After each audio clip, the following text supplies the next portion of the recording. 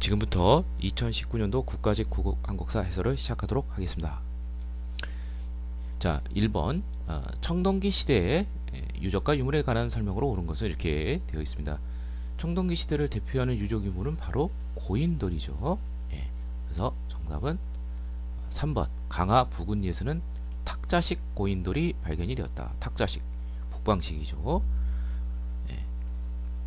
그리고 이제 그 청동기 시대 대표적인 이제 유물은 뭐 비파형 동검, 민무늬 토기, 미동리 토기 이런 것 등을 고르면 되겠습니다. 자, 나머지 보도록 하죠. 연천 전곡리에서는 사냥도구인 주먹도끼가 출토되었다. 주먹도끼 대표적인 뗀석기로서 구석기 시대의 유물이 되겠죠. 창원 다울에서는 문자를 적는 붓이 출토됐다. 붓이니까 이제 문자를 적겠고 거기서는 한자고 한자는 중국에서 왔으니까 중국과의 교류를 보여주는 거 바로 철기 시대죠. 그 다음에 서울 암사동에서는 곡물을 담는 빗살무늬 토기가 나왔다. 신석기 시대를 대표하는 토기고 암사동이 대표적인 이제 그러한 유적지가 되겠죠. 그래서 정답은 3번이 되겠습니다. 2번 가나의 나라에 대한 설명은 옳은 것을 기대했습니다. 음력 12월에 제천 행사가 있었는데 이를 영고라 하고 영고면은 이제 부요가 되겠죠. 이때는 형역을 중단하고 죄수를 풀어줬다. 해마다 10월에 대부분 제천 행사가 이제 10월이 많죠.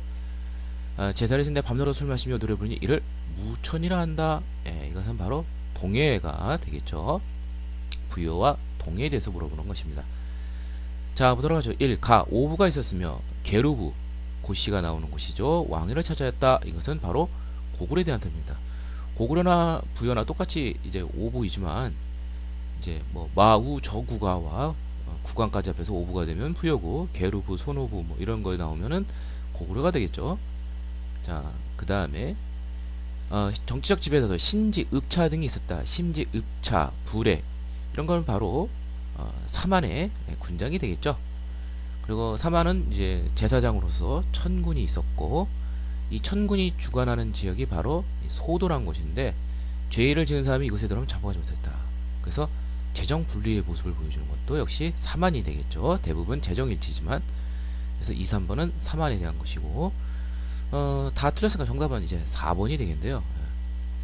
다른 부족의 영향을 침범하면 책화라하여 노비나 소말로 변성했다. 동해는 초기까지 가장 폐쇄적인 국가입니다. 그래서 조계온 배우자를 다른 시족에서 찾고 부족마다 경계를 정해놓고 침범하면 배상케 하는 제도 동해에 있었습니다. 다음 3번 가왕 시기에 일어난 사실로 오는 것을 기대해 있습니다. 이자겸, 척준경이 말하기를 이자겸과 척준경은 그 이자겸에 대한 때 대표적인 인물이죠. 이자겸이 척준경에서 국왕을 제거하려고 했는데 오히려 척준경이 국왕에게 회유당해서 이자겸을 제거하죠. 그때가 바로 이제 고려 인종 때인데 자, 요거는 금이 예전에는 작은 나라에서 요와 우리나라를 섬겼으나 지금은 갑자기 흥성하여 요와 송을 멸망시켰다. 작은 나라에서 큰 나라를 섬기는 것은 선왕의 돈이 마땅히 우선 사절을 보내야 합니다. 라고 하니 국왕이 그 의견을 따랐다. 바로 이것은 바로 인종 때이고요. 인종 때인 1126년 이자금의 난이 일어나던 해 그 초에 이제 그 여진족이 금을 세운 뒤에 요를 멸망시키고 우리에게 4대를 요구하게 되었습니다. 원래 요는 금은 여진족은 윤관 장군 때 이제 그 숙종 때 이제 그 1104년에 이제 별무반을 편성하고 그 다음에 1107년 이제 예종 때에 동북구성을 설치하게 됩니다. 근데 여진족이 이것을 돌려달라고 간청을 해서 1109년에 다시 반환했는데 6년 뒤인 1115년에 갑자기 강성해져서 금을 세우게 됩니다. 그리고 10년인 1125년에는 요를 멸망시키고 그 다음에는 바로 여기처럼 고려에게 4대를 거꾸로 요구하게 되었습니다. 결국 이것을 이제 그 개경파, 이자겸 등 이런 사람들이 이제 이걸 따르고 결국 여기에 이제 그 분노하고 금나라에서 4대를 취하고 이거 자존심이 허락하지 않겠죠. 또 하나는 이제 이자겸이 그의 이자겸의 난을 키면서 개경에서 반란을 키면서 궁궐이 불타게 됩니다. 그래서 서경파, 서경 지역의 세력을 중심해서 묘총 등이 이제 바로 서경 천도를 하게 되죠. 그래서 이제 고려 인종 때 서경의 대화궁을 짓게 하고 천도를 주장하고 칭제 황제라 칭하고 건원을 칭제 건원을 주장했다. 연호를 사용하는 거. 그리고 금국정벌, 이게 바로 이제 묘총의 난이 되겠죠. 1135년 역시 인종 때입니다. 그래서 정답은 3번이 되겠습니다. 자, 나머지 선지를 보죠. 도평의사사를 중심으로 정치를 주도했다. 고려시대에 이제 도병마사라는 국방 등 중요 문제를 의논하는 제추회의가 있었죠. 이것이 이제 그 원해 간섭기 이후에는 도병마사에서 도평의사사로 계칭이 되고 더 기능과 구성원이 더 늘어나게 됩니다. 그러면서 귀족 연합 정책을 펼치게 되는데 이게 충렬왕 때입니다. 1279년이고요. 성리학을 수용하면서 주자가래 보고다. 일단 성리학 수용이 역시 1290년 안양이 수용하게 되고 이후 여말 선초에 이르러서 주자가래가 확산 보급이 되겠죠. 몽골의 침략에 대응하기 위하여 강화도로 도보를 옮겼다. 몽골의 침략. 그래서 최후 정권이 강화도로 1232년에 천도를 하게 되는데 이 몽골의 침략의 대부분의 왕이 바로 고려 고종이 되겠죠. 네. 자, 그래서 정답은 3번이 되겠습니다. 4번 미추친 기역 이후에 일어난 사실로 옳지 않은 것은 상쾌한 아침의 나라라는 뜻을 지닌 조선은 일본의 총칼 아래 민족 정신을 무참하게 유린하였다. 조선 민족은 독립항쟁을 줄기차게 계속하였다. 그 중에도 유명한 것은 1919년에 독립만세운동 3.1운동이죠. 뭐 잘 모르더라도 3.1운동 1919년이 나왔고 그 이후에 일어난 사실이 아닌 것을 찾으면 됩니다. 그러니까 그 이전 거를 찾으면 되겠죠. 1. 암태도 소작쟁이가 일어났다. 이거는 바로 1920년 대표적인 소작쟁이죠. 전남 신안군 쪽에 암태도에서 일어난 것인데 1923년이죠. 그 다음에 정우회 선언이 발표되었다. 사유지 단체인 정우회에서 비타협적 민족자와 제외할 수 있다로 발표한 것이 되게 바로 정우회 선언이 되어 있는데 1126년이고 그 이듬해 신간의 창설로 이어집니다. 세 번째, 임병찬이 독립의금부를 조직하였다. 자, 이 독립의금부라는 것은 대한광복회와 함께 박상진, 최기중 등의 1920년대 대표적인 비밀결사 형태의 항일단체이죠. 그 중에서 이제 임병찬의 독립의금부는 고종의 밑지를 받아서 대한제국을 제거하려는 그런 추진을 하게 되죠. 1912년에 조직이 되었습니다. 국권 반환 요구서를 총독부에 제출하게 됐었죠. 그러니까 정답은 바로 3번이 되겠고요. 대한광복회는 1915년에 결성이 돼서 반대로 공화 정치를 추진하였죠. 그 다음에 이제 조선 밀립대학 기성회가成立. 1920년대 대표적인 우파의 실력 양성을 중에 하나인 밀립대학 설립운동과 관련된 것이죠. 밀립대학 기성회 1923년에 창립이 돼서 1천만이 이론식이라는 구할에 추진을 했지만 일제 방해로 성공하지는 못했습니다. 다음, 미추친 성상대에 편찬된 서적에 대한 설명을 해서 성상 이제 국왕이 되겠는데 세조가 신하들에게 말씀하시기를 법의 과목이 너무 번잡하고 앞뒤가 맞추기 때문에 상세 협의와 다듬어 자손 난대 성법을 만든다. 이거 바로 조종지법이고 형정과 호조는 이미 반포되어 시행하고 있으나 1450 세조대에 이제 그 이미 형정과 호전이 만들어지고 나머지 이호의 병영 그러니까 이병 공 요 네 개는 미처 교정을 마치지 못했다. 이에 성상께서 세조의 뜻을 받아들여 6권의 법전을 완성하여 중에 발표했다. 반포하였다. 법전이죠. 조종지법. 바로 경국대년이 되겠죠. 성정대에 1485년에 완성 반포가 되었습니다. 성정대에 편찬된 서적을 찾는 것이 됩니다. 자, 잘 모르더라도 자, 상강해시도는 일단 아니죠. 상강해시도는 세종 때의 대표적인 그 의례서인데 이게 그림하고 같이 설명이 되는 거죠. 모범적인 효자 충신 연례 다른 윤리서이다. 세종 때입니다. 1433년. 자, 동국병감은 고조선에서 고려말까지 전쟁을 병행사. 조선의 고강조에서 이제 그 병기 이쪽에 이제 관심이 많은 뭐 흔히 속된 말로 밀덕이라는 왕이 바로 이제 문종이 되겠죠. 뭐 선조도 그런 경향이 있지만, 그래서 이 동국병감이 나온 것이 이제 조선 문종 때이고요. 동몽선섭은 중국과 우리나라의 역사를 보면 아동 교육서이다. 그 소학 등 이런 그 성리학 그 예절 범서라든지 향약 여시 향약 이런 거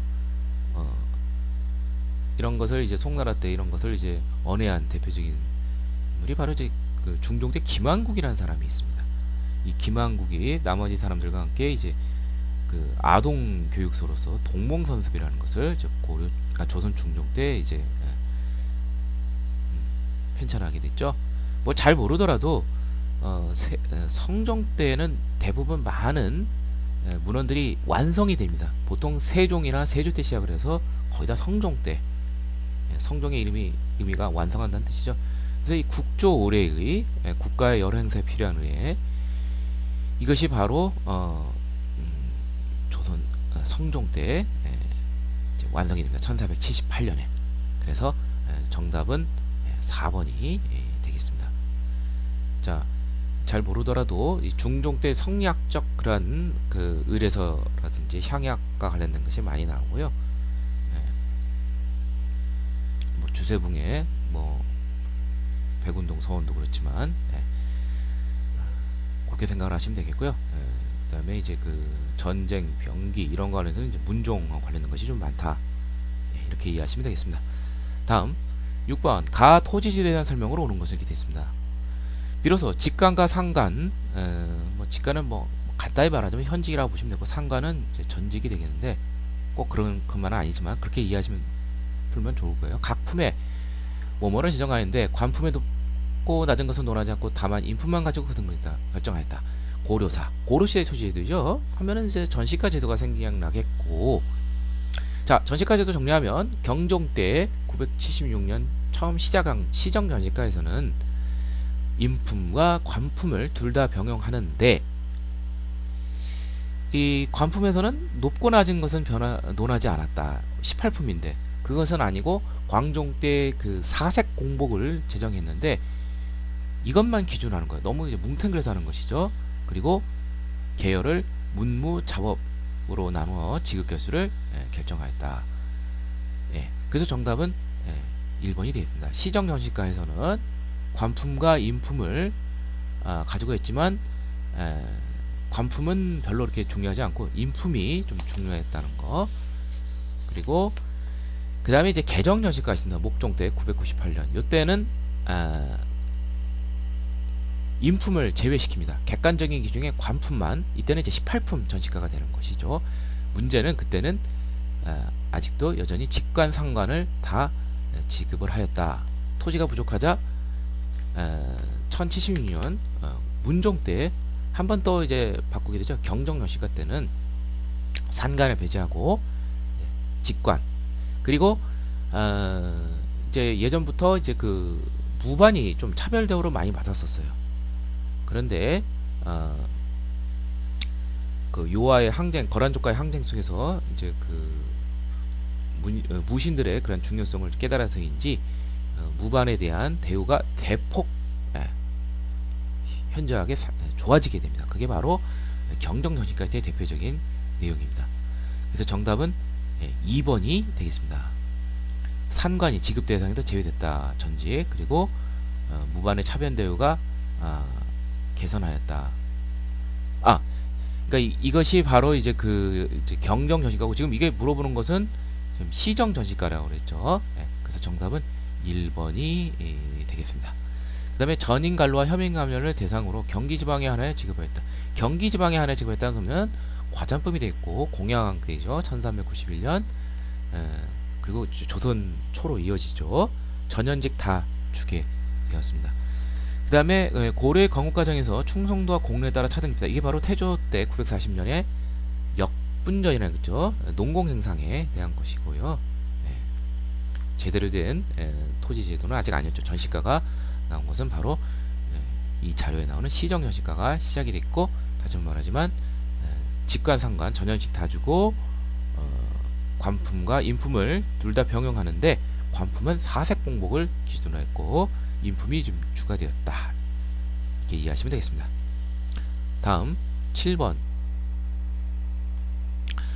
가나식에 있던 사실을 오는 것은 을미사변 발발 1895년, 음력으로는 8월, 양력으로는 10월, 을사조약 체결 1905년 11월, 13도 창의군 서울진공작전 전개 1908년 1월 이렇게 되겠죠. 이게 뭐 이제 자료는 이제 그 을미의병, 을사의병, 정미의병 이런 거 관련된 것을 물어본 것 같지만 실제로는 이제 연대기 문제입니다. 시전상인을 중심으로 황국중앙총상회가 조직이었다. 이 황국자가 많이 나오면은 거의 그 대한제국하고 이제 관련이 있다 이렇게 보시면 됩니다. 황국이란 말을 쓴다는 것 자체가. 그래서 황국중앙총상회가 이제 그 상권 수호 운동을 위해서 시전상인을 중심으로 조직이 된 것이 바로 1898년이고 이때는 그 독립협회와 함께 이제 그 외국사인들을 물러나라는 그러한 운동을 펼치게 되죠. 그렇지만 이제 그 보부상을 중심으로 하는 이제 황국협회를 통해서 이제 고종이 이제 그 독립협회를 이제 해산하게 되죠. 아무튼 이게 황국중앙총상회가 1898년이다 이렇게 보시면 이해하면 정답은 1번이 되겠네요. 그 다음에 가 신민회는 일제가 날조한 배고인 사건으로 와야 되었다. 신민회가 창설된 것이 1907년이죠. 근데 이제 가면은 을사조약이 1905년 11월이니까 아니고요. 배고인 사건은 1911년이죠. 이쯤이 되겠죠. 그러니까 해당이 되지가 않습니다. 한경당 간첩사 조병식이 공무로 수출을 막는 방공령을 내렸다. 이게 바로 1889년에 있었었죠. 일본이 이제 그 쌀을 너무 많이 가져가니까 우리가 부족하게 되죠. 그래서 조일 통상장정 개정 1880년 여기에 따르면은 이제 그 강화도 조약 때는 없었던 무제한 유출이죠. 강화도 조약 때는 조일수 조기에서는 그래서 이것을 막을 수 있게 곡물의 무제한 유출을 막을 수 있게 지방간이 이제 그 방공령을 이제 내릴 수 있는데 통고의 문제를 놓고서 일본이 통고받지 못했다 해서 오히려 배상을 우리가 해야 되겠죠. 이게 그러니까 1889년이니까 이제 요거보다 더 전이 돼야 되겠죠. 일제 황무지 개강권 요구를 반대하기 위해 보안회가 창설이 됐다. 러일 전쟁 중이었죠. 1904년이었죠. 보안회 창설이 을사조약보다는 이전이 되겠습니다. 그래서 정답은 1번 황국중앙총상회. 황국이 나오면 대한제국과 관련되어 있다 이렇게 이해하시면 되겠습니다. 다음 가 왕대의 사실에 대한 설명으로 옳은 것은 이렇게 되겠습니다. 모못은 흑수 말갈이 당과 통하려고 하자 군사를 동원해 흑수 말갈을 시기했다. 또한 일본의 사신 고재덕을 보내 여러 나라를 관장하고 여러 번을 거니며 고구려 했던 부의 엽습석을 진입하며 강국 힘을 자부했다 이렇게 되어 있습니다. 말갈 중에서도 그 흑수 저기 흑룡강 해룡강 쪽에 그 말갈을 이제 당나라가 꼬셔가지고 발에서 이탈케 하려고 하자 발에 무왕이 흑수말갈 치게 했죠. 그리고 당을 이제 응징하려고 했는데 그때 그 이제 그 무왕의 동생이 있는데 이게 당나라로 이제 그 역할을 수행하지 못하고 당으로 투항하게 되고 이를 이제 그 다시 돌아오게 요구를 하죠. 당에 거절하게 되면서 사태가 악화되게 됩니다. 그러면서 무왕이 이제 장문유를 시켜서 떵저우 등주를 공격하죠. 이게 732년에 있었던 일이죠. 그래서 정답은 4번이 되겠고요. 이때 그 당의 사주를 받은 신라도 김사란 장군을 통해서 발해 남쪽을 공격했으나 강추위 눈으로 인해서 이제 실패하게 되었죠. 그러니까 무왕 때는 당과 신라와 갈등 관계가 폭발했다 이렇게 되면 되고 그 다음 왕인 무왕 때는 당나라와 다시 이제 통교하고 신라도 개설 이런 것 통해서 다시 이제 우호적이고 교류를 많이 하게 되죠. 그래서 정답은 4번이 되겠습니다. 자, 나머지 보죠. 국호를 진국에서 발해로 바꾸었다.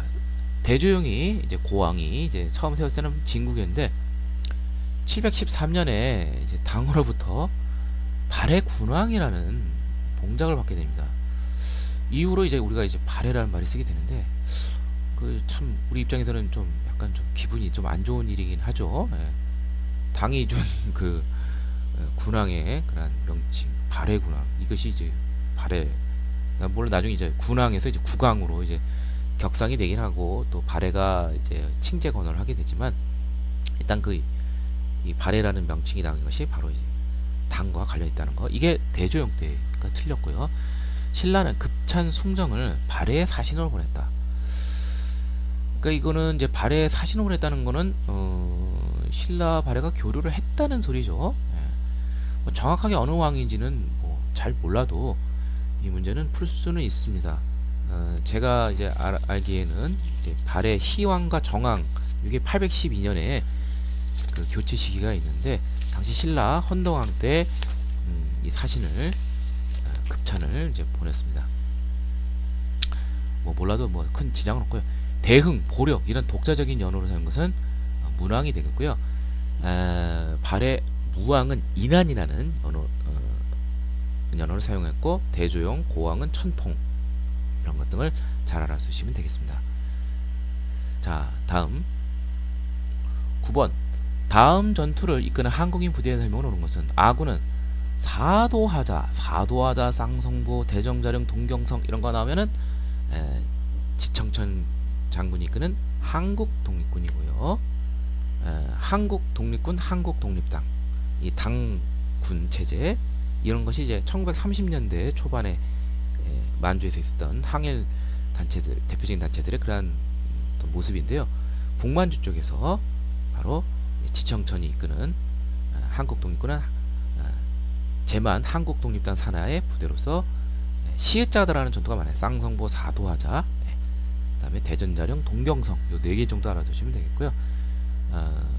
중국 호로군 또는 뭐